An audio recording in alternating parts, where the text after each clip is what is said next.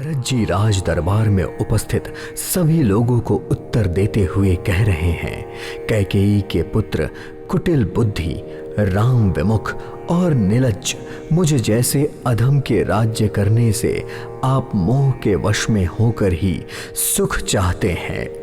मैं सत्य कहता हूँ, आप यह सब सुनकर मेरा विश्वास करें। धर्मशील को ही राजा होना चाहिए। आप मुझे हट करके ज्यों ही राज्य देंगे त्यों ही पृथ्वी पाताल में फंस जाएगी।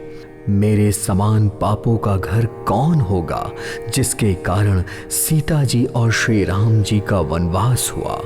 राजा ने श्री राम जी को वनवास दिया और उनके बिछुड़ते ही स्वयं स्वर्ग को गमन किया, और मैं दुष्ट जो सारा अनर्थों का कारण हूँ, होश में बैठकर बातें सुन रहा हूँ और मेरा श्री रघुनाथ जी से रहित घर को देखकर और जगत का उपहास सहकर भी प्राण बचे हुए हैं, तो इसका यही कारण है कि ये प्राण श्री राम रूपी पवित्र रस में आसक्त नहीं हैं। ये लालची भूमि और भोगों के ही भूखे हैं। मैं अपने हृदय की कठोरता कहाँ तक कहूँ, जिसने वज्र का तिरस्कार करके बढ़ाई पाई है।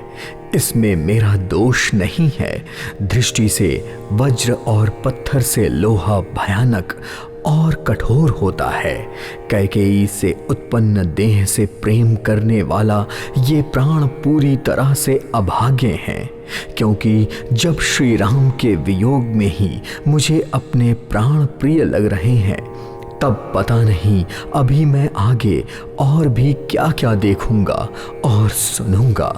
माता कैकेयी ने लक्ष्मण, श्री राम और सीता को तो वन दे दिया और स्वर्ग भेजकर अपने पति का कल्याण किया और स्वयं विधवापन और अपयश ले लिया।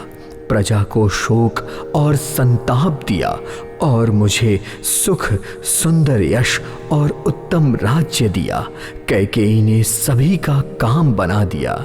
इससे अच्छा अब मेरे लिए और क्या होगा। उस पर भी आप लोग मुझे राज तिलक देने को कह रहे हैं।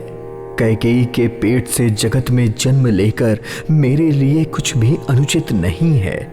मेरी सब बात तो विधाता ने ही बना दी है, फिर उसमें प्रजा और आप लोग क्यों शोक कर रहे हैं।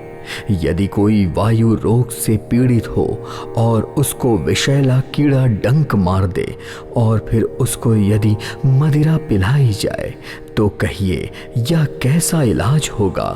कैकेयी के लिए संसार में जो कुल के योग्य था, चतुर विधाता ने मुझे वही दिया, पर दशरथ जी का पुत्र और राम का छोटा भाई होने की बड़ाई मुझे विधाता ने नहीं दी।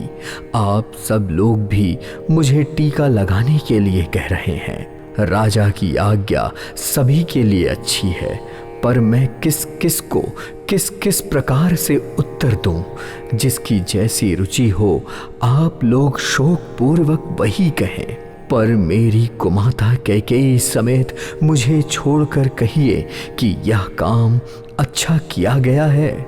जड़ चेतन जगत में मेरे सिवा और कौन है जिसको श्री सीता राम जी के प्राणों के समान प्यारे ना हो।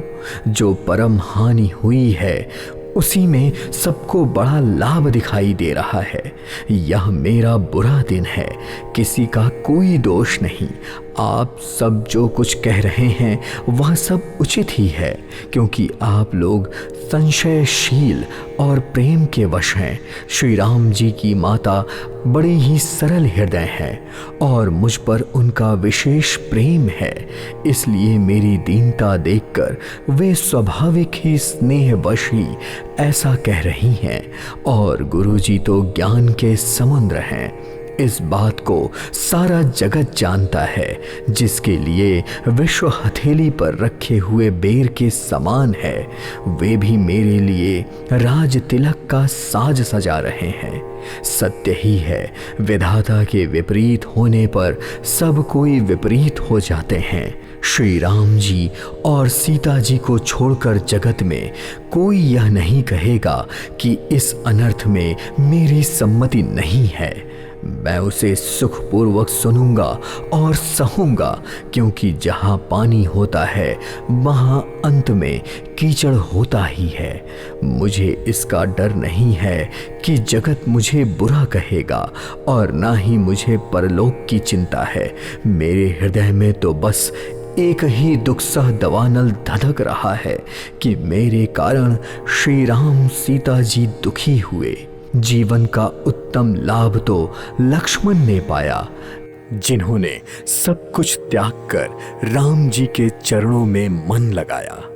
मेरा जन्म तो श्री राम के वनवास के लिए ही हुआ था। मैं अभागा तो झूठ मूठ में ही पछता रहा हूँ।